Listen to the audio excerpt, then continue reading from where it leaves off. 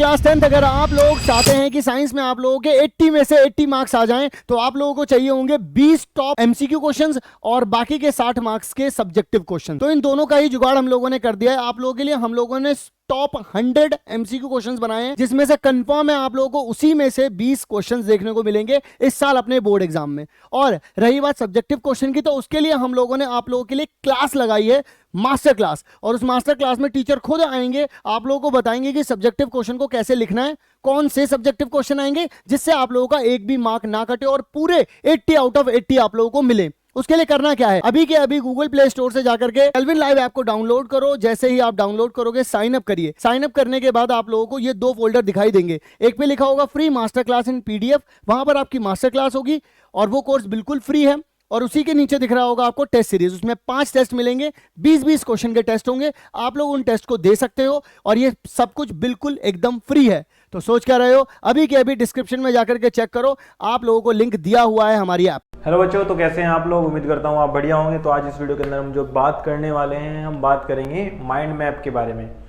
Metal and non metal के हम mind map की बात करेंगे। अब मेटल के पास कुछ फिजिकल प्रॉपर्टी होंगी और साथ ही साथ कुछ केमिकल प्रॉपर्टी होंगी, यानी कुछ केमिकल रिएक्शन जो है मेटल दिखाएगा, कुछ उसकी फिजिकल प्रॉपर्टीज होंगी। जैसे क्या क्या फिजिकल प्रॉपर्टी होती है?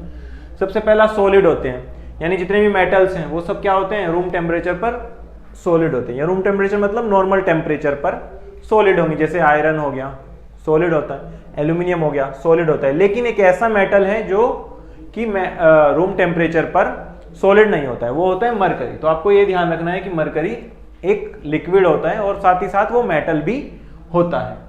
सेकंड, हार्ड और रिजिड क्या होते हैं? हार्ड होते हैं। जनरली जो मेटल्स होते हैं वो हार्ड होते हैं, यानी जैसे आयरन हो गया, एल्यूमिनियम हो गया, ये सब क्या हो गए? हार्ड हो गए। लेकिन कुछ मेटल जैसे कि लिथियम, सोडियम और पोटेशियम, ये क्या होते हैं? सॉफ्ट होते हैं। सॉफ्ट इतने होते हैं कि इनको जो है हम नाइफ से यानी चाकू से भी काट सकते हैं मेटल्स को।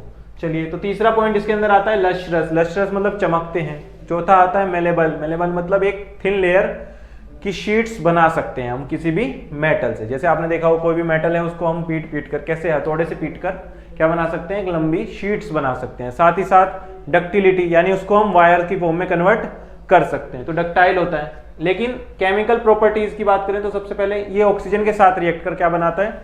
ऑक्सीजन का ऑक्साइड बनाता है। यानी मैग्नीशियम के साथ यदि ऑक्सीजन रिएक्ट करेगा तो क्या बनेगा? मैग्नीशियम ऑक्साइड बनेगा। यदि यही मेटल का ऑक्साइड जैसे MgO है, ये क्या है? एक बेसिक ऑक्साइड है। कैसा ऑक्साइड है? बेसिक। क्यों बेसिक ऑक्साइड है? क्योंकि यदि हम इसे वाटर के अंदर डालें तो ये एक बेस को प्रोड्यूस करता है, बेस को जन्म देता है। तो कैसा हो जाएगा? ये बेसिक हो जाएगा।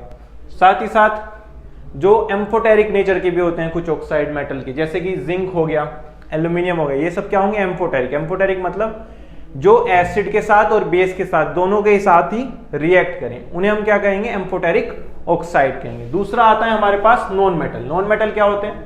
ऐसा एलिमेंट जो इलेक्ट्रॉन को गेन कर कर एनायन का फॉर्मेशन करता है, उसको हम क्या कहते हैं? नॉन मेटल कहते हैं। अब जैसे उसकी केमिकल प्रॉपर्टी, फिजिकल प्रॉपर्टी, वैसे ही इस नॉन मेटल की भी केमिकल और फिजिकल प्रॉपर्टी होंगी। इसकी फिजिकल प्रॉपर्टी क्या होंगी? ये जो है ब्रिटल होते हैं, सॉलिड और गैस होते हैं जनरली रूम टेम्परेचर पर, लेकिन कुछ लिक्विड भी हो जाते हैं। जैसे ब्रोमीन जो है वो लिक्विड भी हो जाता है।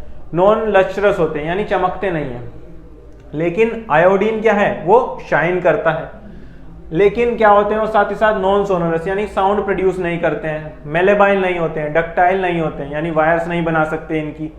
ये उसकी बजाय, वायर की बजाय यदि किसी भी हथौड़े से मारा जाएगा, जैसे कांच का ग्लास हो गया, तो यदि उसको आप हथौड़े से पीटने लगोगे तो वो टूट जाएगा, चकनाचूर हो जाएगा, लेकिन एक थिन शेड में कन्वर्ट कभी भी नहीं होगा। तो क्योंकि नहीं होगा? क्यों? ये मेलेबाइल नहीं होते हैं, डक्टाइल भी नहीं होते हैं।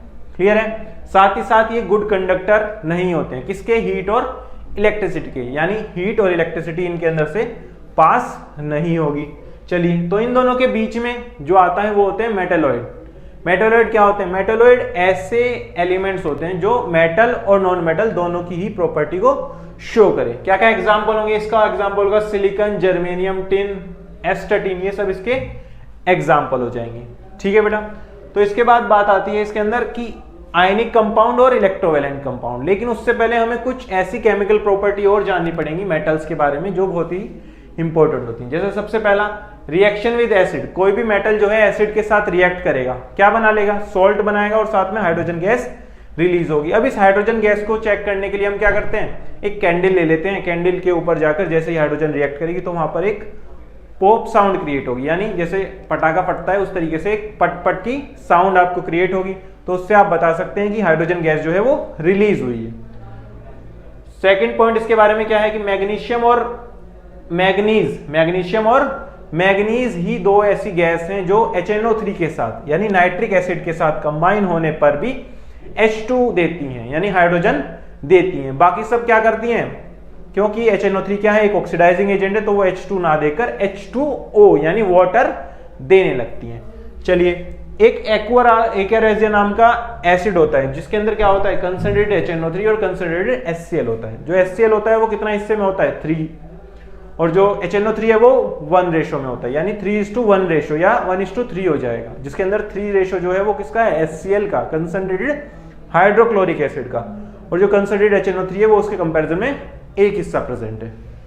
चलिए, अब इस एक्वारेजिया के बारे में एक खास बात यह है कि ये जो है गोल्ड को भी अपने अंदर सोल्यूबल कर लेता है, यानी यदि आप इसके अंदर गोल्ड भी डालोगे ना तो वो भी इसके अंदर डिसॉल्व हो जाएगी। क्या हो जाएगी बेटा, डिसॉल्व हो जाएगी। चलिए, आगे दूसरी रिएक्शन आती है कि वाटर के साथ कैसे कोई मेटल रिएक्ट करता है। जनरली वाटर के साथ कोई भी मेटल रिएक्ट कर उसका ऑक्साइड बनाएगा और हाइड्रोजन गैस रिलीज करेगा।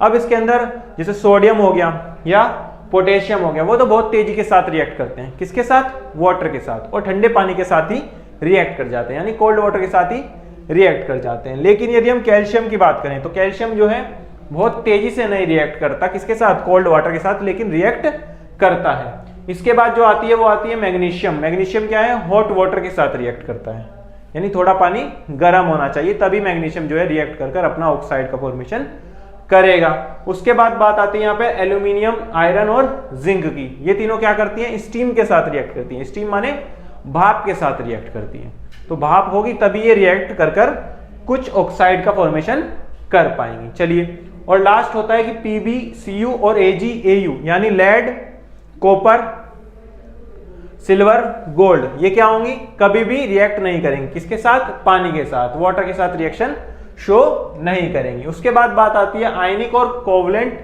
कंपाउंड, यानी जो ये मेटल्स हैं और नॉन मेटल्स हैं, इनके बारे में तो हमने जान लिया। अब हमें जानना होगा कि ये किस तरीके से रिएक्ट करते हैं, किस तरीके से एक दूसरे के साथ रिएक्शन करते हैं। तो कोई भी मेटल नॉन मेटल के साथ यदि कंबाइन हो रहा है तो वो क्या करेगा, मेटल का काम होता है इलेक्ट्रॉन देना, तो मेटल क्या करेगा, इलेक्ट्रॉन को देगा। जैसे यहाँ पर सोडियम क्या है, एक मेटल है, इलेक्ट्रॉन देकर क्या बनाएगा, कैटायन बनाएगा। जबकि जो नॉन मेटल है वो क्या करेगा, इलेक्ट्रॉन लेना चाहता है। अगर वो इलेक्ट्रॉन लेना चाहता है तो वो इलेक्ट्रॉन लेकर क्या बनाएगा, अनायन बनाएगा, और यही कैटायन और अनायन आपस में कंबाइन होकर क्या बना लेते हैं, एक आयनिक कंपाउंड बना लेते हैं। अब आयनिक कंपाउंड में जो ये बनना है, यानी NaCl जैसे आयनिक कंपाउंड होता है वो बनता है Na पॉजिटिव Cl नेगेटिव से। अब जो ये इलेक्ट्रॉन Na ने दिया है वही इलेक्ट्रॉन ये Cl ले लेगा, यानी आयनिक बॉन्ड जब भी बनेगा तो क्या होगा, कंप्लीट ट्रांसफर होगा किसका, इलेक्ट्रॉन का। कहां से, मेटल से नॉन मेटल, यानी एक मेटल होगा जो इलेक्ट्रॉन देगा, एक नॉन मेटल होगा जो वो इलेक्ट्रॉन दिया है जिस मेटल ने, उससे इलेक्ट्रॉन लेगा और लेकर क्या बना लेगा, उसके साथ एक आयनिक इंटरेक्शन के साथ बॉन्ड बना लेगा। क्या बना लेगा, आयनिक इंटरेक्शन के साथ बॉन्ड बना लेगा। इसके बाद जो रिएक्शन आती है वो इसके अंदर आती है सबसे इंपॉर्टेंट डिस्प्लेसमेंट रिएक्शन। अब डिस्प्लेसमेंट रिएक्शन में अंदर क्या होता है, मेटल जो है वो किसी भी उसी मेटल के सॉल्ट के साथ रिएक्ट करता है। यानी जैसे हमारे पास जिंक एक मेटल है, यदि मैं उसको डिप कर दूं कॉपर सल्फेट के सॉल्यूशन में तो वहां पर आपको दिखेगा कि जिंक जो है उस कॉपर को डिस्प्लेस कर देगा, उस कॉपर को हटा देगा और उसकी जगह खुद बॉन्ड बनाकर एक कंपाउंड का फॉर्मेशन कर लेगा। वो कंपाउंड क्या होगा, एक सॉल्ट होगा, और वो जो मेटल है जो उसके साथ पहले सॉल्ट बना रहा था उसको फ्री करेगा, उसको आजाद कर देगा। क्लियर है, उसके सॉल्ट से। ऐसा कब होगा, ऐसा तब होगा जब आने वाला मेटल जो है ज्यादा रिएक्टिव हो उस मेटल से जो ऑलरेडी सॉल्ट का फॉर्मेशन कर रहा हो। उसके लिए हमें जानना होगा कि कैसे हम किसी भी पर्टिकुलर मेटल की रिएक्टिविटी के बारे में बता सकते हैं, समझ सकते हैं या जान सकते हैं। तो उसके लिए हम एक चीज डिफाइन करते हैं, क्या, जिसको हम रिएक्टिविटी सीरीज बोलते हैं। किसी भी मेटल की जो है एक रिएक्टिविटी सीरीज होती है जिसके अंदर मेटल जो है अरेंज किए जाते हैं। जैसे पोटेशियम, फिर उसके नीचे आता है सोडियम, फिर कैल्शियम, मैग्नीशियम, एल्यूमिनियम, जिंक, फिर उसके बाद आता है आयरन, फिर आता है लेड, फिर हाइड्रोजन, फिर उसके बाद आता है कॉपर, फिर उसके बाद आता है मरकरी, फिर Ag, फिर Au यानी सिल्वर, और फिर लास्ट में आ जाएगा गोल्ड। इसके नीचे प्लेटिनम भी आता है, यानी प्लेटिनम जो है सबसे कम रिएक्टिव होगा और सबसे ज्यादा रिएक्टिव कौन हो जाएगा, पोटेशियम। तो ये इसका रिएक्टिविटी का ऑर्डर हो जाता है। जैसे आप ऊपर से नीचे जाते हो तो रिएक्टिविटी यहाँ पर घटने लगती है, यानी ज्यादा रिएक्टिव होगा तो वो उसको डिस्प्लेस कर देगा, किसको, लेस रिएक्टिव मेटल को उसके सोल्ट से। जैसे यहाँ पर जो है ये जो कैल्शियम है वो ज्यादा रिएक्टिव है, तो वो एल्यूमिनियम का कोई सोल्ट होगा उससे हटाकर अपना सोल्ट बना लेगा। इसी तरीके से यदि जिंक और आयरन हो तो जिंक ज्यादा रिएक्टिव है यानी ऊपर है, तो वो आयरन के सोल्ट में से आयरन को हटा देगा। इसी तरीके से यदि कॉपर और मरकरी का ले लिया तो कॉपर जो है वो मरकरी को उसके सोल्ट से हटा देगा। लेकिन उल्टा पॉसिबल नहीं है। यदि हम ऐसा ले लें कि हम आयरन ले लें और एक जिंक सल्फेट ले लें, यानी जिंक का सॉल्ट ले लिया और आयरन ले लिया। अब आयरन क्यों है, लेस रिएक्टिव है, लेस रिएक्टिव है तो वो जिंक को वो कभी भी हटा नहीं पाएगा। क्लियर है? तो इस तरीके से जो है हम समझ सकते हैं कि कैसे हम किसी एक मेटल को बता सकते हैं कि वो दूसरी मेटल को डिस्प्लेस करेगा या नहीं करेगा। ठीक है बेटा।